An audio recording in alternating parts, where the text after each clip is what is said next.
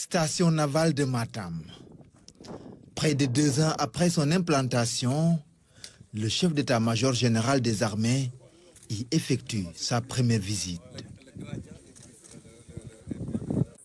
Le général Mbaye Cissé tenait à faire ce déplacement pour constater le dispositif de sécurité qui permet aux commandos marins de faire correctement leur travail le long du fleuve qui relie le Sénégal et la Mauritanie. Comme vous l'avez constaté depuis deux ans maintenant, presque, nous avons aussi bien à Podor qu'à Matam mis en œuvre des stations fluviales qui ont le même rôle que les unités terrestres, participer à sécuriser le fleuve, rassurer les populations, lutter contre les trafics illicites, en un mot, dominer cet espace.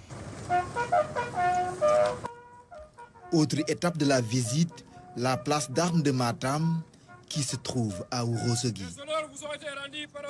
Sur place, le chef des armées sénégalaises a eu une séance de travail avec le commandement. Rassurer tout le monde en disant que les unités qui sont déployées dans cette partie du territoire national s'acquittent de leur mission avec beaucoup de brio.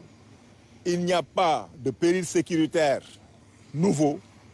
Depuis plusieurs années, les armées du Sénégal sont déjà préparées à faire face à toutes les formes de menaces. Je suis surtout venu dans cette partie pour mettre en exergue l'excellent niveau de coopération bilatérale que nous avons avec la République sœur de Mauritanie.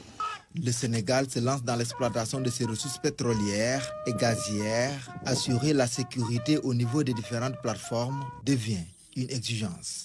Que nous n'avons pas attendu l'exploitation effective du pétrole et du gaz pour prendre en compte la dimension sécuritaire. Depuis plusieurs années déjà, la marine nationale est présente effectivement à côté de la marine mauritanienne pour prendre ce qui nous concerne avec GTA, pour sécuriser les plateformes.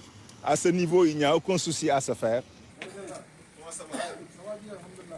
Après avoir passé plusieurs heures dans la région de Matam, le SEMGA a pris les airs à partir de l'aérodrome de Ourossogui, toujours en chantier, plus de 2 ans après le début des travaux.